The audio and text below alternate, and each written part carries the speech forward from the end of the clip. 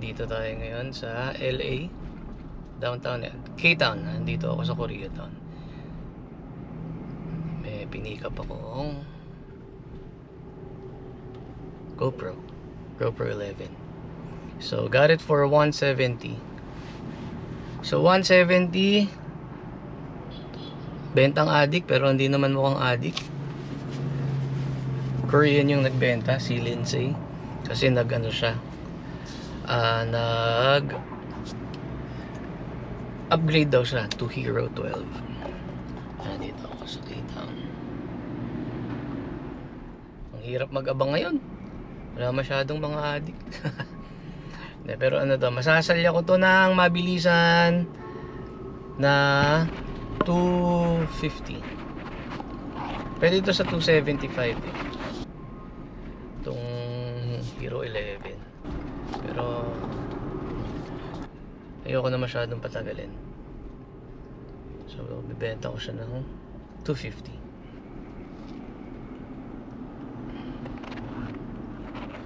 Dati madalas ako dito eh. Kasi area ko to itong downtown LA. So medyo ano siya, kabisado ko. Tsaka dito lahat nagsimula. Nakakamiss yung lugar na to. Medyo deadly lang dito eh. Huwag kang mamamasyal dito pag ano, pag gabi. Huwag kang mamamasyal dito. Welcome to downtown LA. Kala mo sa pelikula ang ganda ng ano yun, ng LA. Depende sa area. Pero pag LA for the most part wala, deadly. So talagang lalabas. So parang ano lang din eh. Para kang nasa Manila.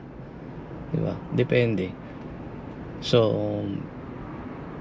BGC yan, part ng Manila yan, diba? Metro Manila. So ganoon din dito sa LA. Pag nagpunta ka ng LA mismo downtown, para kang nagpunta ng Maynila. Ganon kagulo lahat. So everyday yun yung nakikita ko.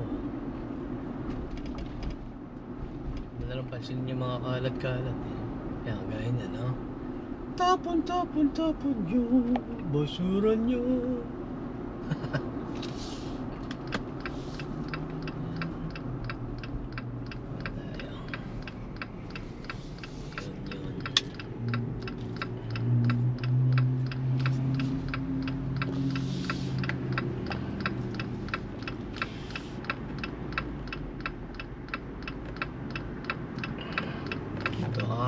Diretso ba kayo? Kakaliwa ba kayo? Ano ba? Siyempre pag bago ka dito sa Amerika, di ba? Gusto mo ano, gusto mo nang makita yung LA. Diba? Wala, deadly dito. Naalala ko nga nung unang dating ko dito. Sabi ko parang maling ano parang maling bansa yung napuntahan ko. Parang hindi ano eh. Parang Viva Mexico yung napuntahan ko eh. Kasi puro mga ano eh, puro mga Hispanic.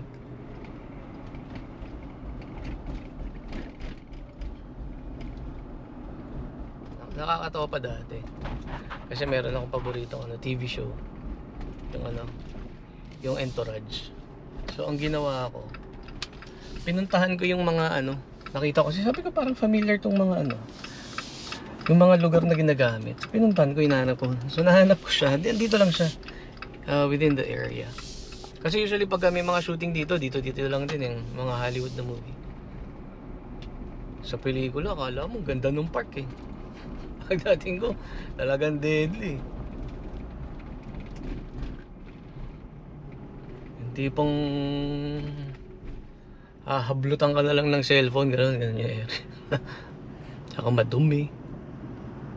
Pag nasa pelikula, ang ganda eh. Yan, pero to sa part na to, ito paganda na to, paganda na yung area. Ayan, kasi itong area na to, ano na, papasok na ng ano, ng LA. Kumbaga, yung pinaka business district. Ayan. So, yun na siya.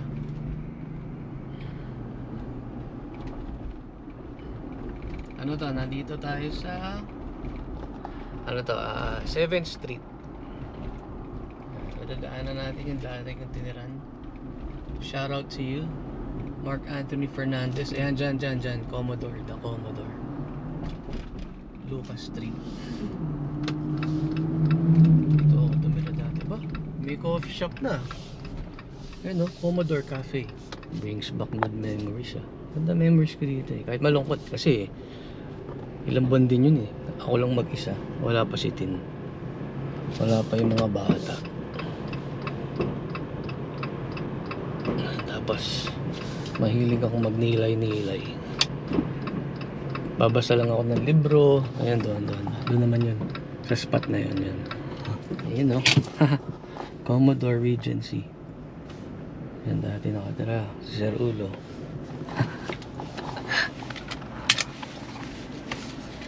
Madalas akong matikitan dito dati.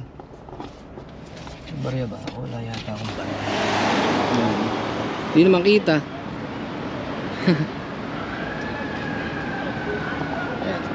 Pero na lang 30 minutes lang. Yan. So welcome to the neighborhood of Los Angeles. Ayan. So dun kami. Diyan. Ang bad trip lang tumira dito. Ang aga-aga. Meron ng ano, may mga pulis na naghahabulan, sirena. Talaga kagulo. Tapos pag weekend, lagi ako na natitikitan kasi maski Saturday may bayad yung parking. So kapag may bayad yung parking, ano lang siya, 2 hours. So pag 2 hours, kailangan mo ilipat ng ilipat. Eh, mapapasarap ako ng tulog.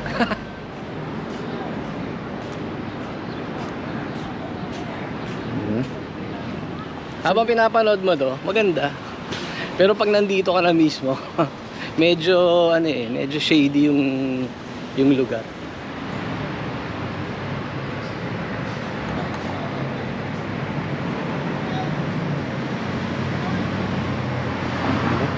So dati ang gagawin ko, since mahirap nga yung parking tsaka may bayad, lahat ng parking dito may bayad eh. Yung guide dun sa amin siya, yung sa amin kasi ano talaga yun eh, kumbaga residential, tahimik, Asian community. Dito talagang deadly eh. Pamatay ang parking. Ang gagawin ko, maglalakad lang ako. Hindi na natin lalakarin yung layo eh.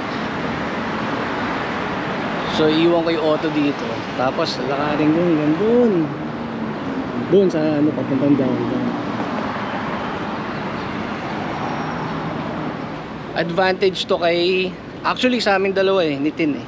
Kasi yung area ko dati, so ever since ako eh, sa field ako eh.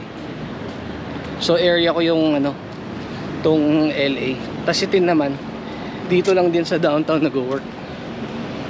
So isang diretso lang pinapasukan niya. Isang bus.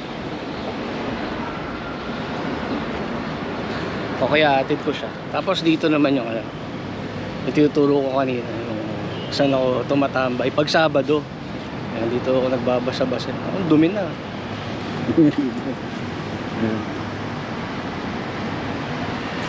Nakatira pa doon. Dito. Tuwing Sabado dito ako basa ako libro. Dito ako tatambay. Kasi tayo mga Pilipino mahilig tayong tumambay sa kanto, tumambay sa kalye. So ako mag-isa. Pag Sabado kasi tahimik dito eh. Minsan masarap din talaga balik-balikan yung to keep you grounded, di ba? Babalikan mo yung yung mga pinagmulan mo, di ba? Yun yung huwag mong kakalimutan kung saan ka nagsimula, kung saan ka nanggaling, di ba?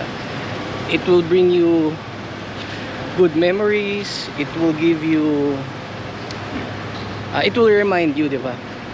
It will give you a very good reminder of your why, kung bakit mo ginagawa yung mga ginagawa mo in the first place. Kasi kung mapapagod ka, madidisappoint ka, mafu-frustrate ka, and that's a good reminder, diba? Yung why mo. So hawakan mo lagi yung why mo, And always keep yourself grounded. Huwag maging mapagmataas. Yan, importante sa buhay yun. Hindi porket meron ka nang narating or iba na yung katayuan mo sa buhay, mag-iiba ka na rin. Stay humble. Lahat yan galing kay Lord. Kundi dahil kay Lord, wala ka sa kinatatayuan mo ngayon. Tandaan mo yan. Tandaan ko pala yan. Tandaan natin lahat yan. Ganda talaga ng LA. O siya, hanggang dito na lang. At sana nag-enjoy ka sa quick tour kung saan dating tumira si Sir Rulo dito sa Los Angeles, dito sa downtown LA. Alright, so kita-kits on the next video, and always wear that smile because Jesus loves you. Thank you po.